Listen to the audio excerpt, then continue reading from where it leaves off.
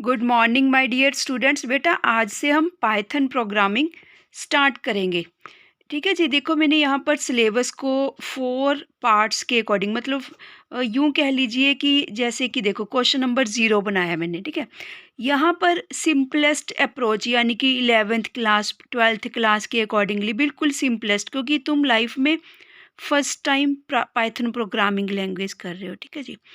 यहाँ पर simplest approach के अकॉर्डिंग मैंने बाइफरकेट किया है सिलेबस को।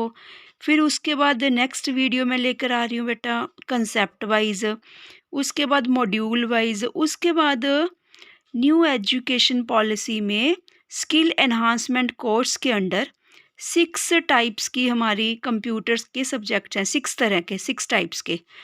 जैसे कि फॉर एग्जांपल नहीं, रियल में ही बता रही हूँ बेटा मैं आपको।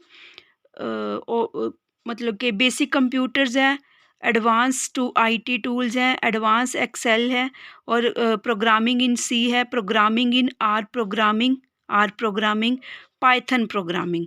ठीक है, वो वाला मॉड्यूल भी बेसिकली इसी में ही कवरअप हो जाएगा। और पाइथन बेटा फ्यूचरिस्टिक अप्रोच है, डिमांड है इसकी। प्लस अगर तुम मेरे साथ साथ सीक्वेंस वाइज ऐसे ही चलते हो, मैं बिल्कुल छोटे छोटे से मॉड्यूल बनाकर चलूँगी, क्योंकि मेरे को पता है तुम सब बच्चों का जो बेस है आर्ट्स या कॉमर्स है बेटा। ठीक है, उसी के अकॉर्डिंगली मैं आगे मूव करूँगी, बिल्कुल छोटा छोटा, ताकि तुम्हें सब कुछ समझ आता जाए। सेकंड बात, दूसरी पाइथन प्रोग्रामिंग की सबसे अच्छी बात क्या है, बच्चे तुम्हारी बैकग्राउंड कुछ भी हो, चाहे तुमने C programming, C plus plus, Java सीख रखी हो या ना सीख रखी हो ना, डेटाबेसिस, डीबीएमएस, एक्सेस, एसक्यूएल और एकल सीख रखी हो, कुछ भी आपने सीखा है या नहीं सीखा, पाइथन एक ऐसी जनरल सी प्रोग्रामिंग लैंग्वेज है जिसको हर कोई स्टूडेंट सीख सकता है। आप सोचिए, skill enhancement course new education policy 23 में क्यों उसको ऐड किया गया पाइथन प्रोग्रामिंग को ना। आर्ट्स का बच्चा, कॉमर्स का, बीएससी का कोई भी बच्चा इसको ले सकता है फर्स्ट ईयर में, फर्स्ट सेमेस्टर में। दिस इज़ द रीज़न कि पाइथन प्रोग्रामिंग सभी स्टूडेंट्स के लिए काफ़ी ईजी सी प्रोग्रामिंग है। इसमें कोई सिंटैक्स का बिल्कुल भी ध्यान ही नहीं रखना। जैसे सी प्रोग्रामिंग में तो हमें सिंटैक्स के लिए स्कैनफ यूज़ करना पड़ता है इनपुट के लिए, सी प्लस प्लस में सी आई इन इनपुट के लिए यूज़ करना पड़ता है ना जी, और उसके लिए ऐसे ही हमें सिंटैक्स फॉलो करना पड़ता है। जावा प्रोग्रामिंग में यहाँ पर कुछ भी ऐसा नहीं है। ठीक है, तो आप बच्चे सभी एक प्लेन रजिस्टर्स मेंटेन कर लीजिए। जैसे तुम सपोज कर लीजिए यूपीएससी की, एसएससी की है ना कोचिंग लेते हो, उसके लिए प्रिपेयर करते हो, रजिस्टर A4 साइज का प्लेन, जैसे कि तुम देख ही रहे हो बेटा, मैंने भी ऐसे मेंटेन किया हुआ है ना। देखो ये वाला, ये मैं उसके स्किल एनहांसमेंट का कोर्स का भी अलग से मॉड्यूल अपलोड करूँगी, वैसे दिखा रही हूँ अभी तो मैं फ़िलहाल आपको। यहाँ पर देखिए, बस जस्ट आप इसी को ही नोट डाउन कीजिए। ठीक है, फिर सेकंड वीडियो में फिर कुछ कुछ मैं डिस्कस करती रहूँगी आपके साथ। पाइथन की बिल्कुल मैं ज़ीरो से लेकर हीरो तक, यानी कि बिल्कुल ही बेटा माइन्यूटली से सब कुछ समझाती जाऊँगी। जहाँ पर भी तुम्हें कन्फ्यूजन लगती है, मेरे साथ क्लास में भी डिस्कस कर सकते हो। आप बच्चे हैं ना, बीकॉम वोकेशनल वाले बच्चों को सिलेबस में है।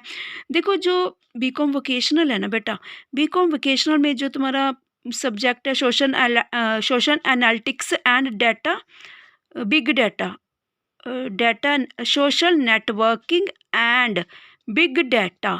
सोशल नेटवर्किंग की तो 4 चैप्टर्स हैं। उसके बाद जो बाकी रह जाता है हडूप, आर प्रोग्रामिंग, पाइथन, बेटा ये data science, business intelligence tools, data analytics.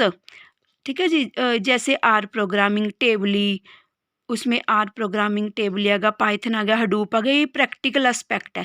देखो थ्योरी भी करेंगे बट प्रैक्टिकल भी मैं कोशिश करूँगी तुम्हें कवर अप करवाने की। फ़िलहाल ये नोट कीजिए। पाइथन को introduction, install, setup Python, Python के वेरिएबल्स क्या होते हैं, स्कोप ऑफ वेरिएबल्स क्या है। फोर्थ पॉइंट है जी tokens, operators, comments, type conversion, user से इनपुट कैसे ली जाती है पाइथन के थ्रू, पाइथन के डिसीजन लूप्स वगैरह, break, continue loops, while loop, do loop, तुमने सी प्रोग्रामिंग में बहुत अच्छे से किया हुआ है। नंबर्स क्या होते हैं, स्ट्रिंग्स, फंक्शंस, बेसिकली छोटा छोटा इसका सिंटैक्स है। मतलब इसमें बहुत कोई हार्ड एंड फास्ट रूल नहीं है पाइथन के लिए कि तुम्हें सी में तो देखो जरा सी माइनर सी मिस्टेक्स होती थी और एरर वाले डिस्प्ले बॉक्स में इतने सारे मैसेज दिखा देता था ना, यहाँ पर कुछ ऐसा नहीं है। बेसिकली इंटरप्रेटर टाइप की लैंग्वेज है। इंटरप्रेटर चलते चलते डायनामिकली अपने आप ही डाटा टाइप उठा लेती है। हम नहीं डाटा टाइप डिक्लेयर करते इसमें पाइथन में।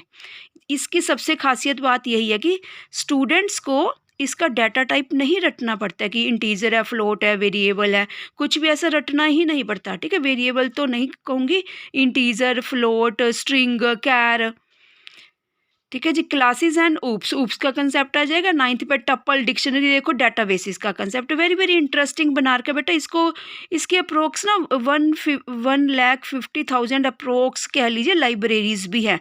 अगर तुमने स्टैटिस्टिक्स का काम करना तो उसकी लाइब्रेरी को इंपोर्ट कर लेंगे ना, मैथमेटिक्स का। तो दिस इज़ द रीज़न कि इसको काफ़ी पसंद किया जा रहा है पाइथन प्रोग्रामिंग को।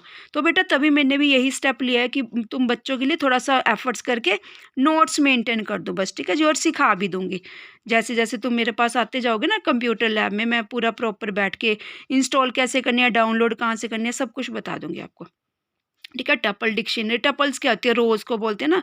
लिस्ट क्या होती है, सेट्स क्या है, सेट्स तुम 9th 10th में करके आए हो, है ना जी। रोस्टर सेट वगैरह। और मॉड्यूल्स, मैथमेटिक का मॉड्यूल, स्टैटिस्टिक्स, अब मैथ है, मैथ के मॉड्यूल्स क्यों बनाए गए, लॉगरिदम का अलग है, उसमें डिफरेंशिएशन का, इंटीग्रेशन का। दिस इज़ द रीज़न के मॉड्यूल्स पार्ट्स में बनाया गया बेसिकली। स्टैटिस्टिक्स के भी तुम्हें पता है, इन स्टैटिस्टिक्स के जैसे chi square, T square, testing वगैरह के अलग मॉड्यूल्स है, डिस्पर्शन, कोरिलेशन, फ्रीक्वेंसी, पॉलीगन, है ना, ग्राफिकल, डायग्रामेटिकल प्रेजेंटेशन के अलग मॉड्यूल्स है, इसलिए इनको मॉड्यूल्स में बाइफरकेट कर दिया, रैंडम मॉड्यूल्स, ठीक है जी। बस ये फर्स्ट क्वेश्चन को ऐसे ही नोट डाउन करो अपने सभी प्लेन रजिस्टर्स के ऊपर। फिर नेक्स्ट वीडियो फिर लेकर आती हूँ बेटा आपके लिए। Thank you students.